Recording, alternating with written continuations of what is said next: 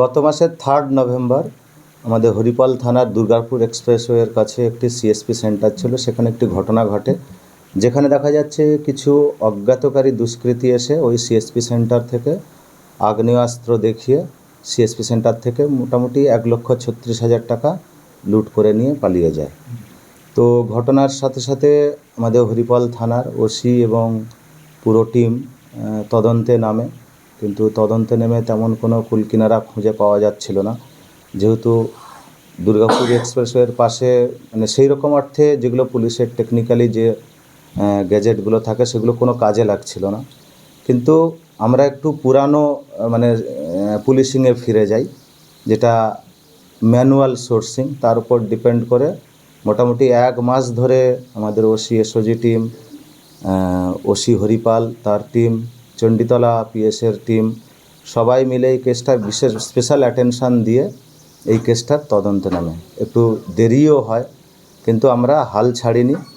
Last 12 তারিখে মানে গত পরশু দিন 12ই ডিসেম্বর মেমারি থানা থেকে আমরা একটা ক্লু পাই, যেখানে বুঝতে পারলাম যে এই কাজের সঙ্গে যারা ইনভলভ থাকতে পারে তারা সেখানে আছে।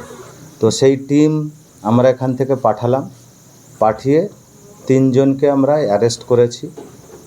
অ্যারেস্ট করে তাদেরকে জিজ্ঞাসাবাদ করে মোটামুটি জানতে পারি এই কেসের সঙ্গে তারা যুক্ত এবং সেটা তারা কনফেস করেছে। শুধু এইটা না, এই কেসের সঙ্গে আরও বেশ কিছু চাঞ্চল্যকর তথ্য উঠে আসলো যে এই টিমটাই আবার কলাছড়াতে মানে চণ্ডীতলা থানার আন্ডারে একটা এফএল শপ ছিল, সেই শপেই এরাই ওই মানে ঘটনাটা আবার ঘটিয়েছে। যে দেখা যাচ্ছে বেশ কিছু কয়েক লক্ষ টাকা এরাই এই টিমই এই কাজটা করেছে। তো মোটামুটি এই পর্যন্ত আছে। এদের কাছ থেকে যে পজিশন থেকে যে ফায়ার আর্মস এটা রিকভারি হয়েছে।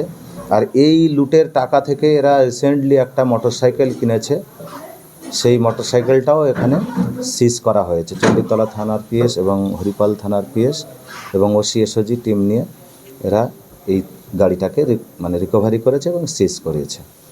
মোটামুটি স্পেসিফিক কেসও স্টার্ট করেছে। আর খুব তাড়াতাড়ি এদেরকে রিমান্ড নেওয়া হবে, টিআই প্যারেডও করানো হবে।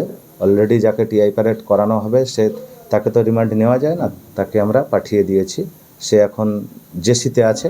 বাকি 2 জনকে আমরা পিসি নিয়ে তারপরে নেক্সট প্রসিডিং যা আছে সেটা আমরা করব।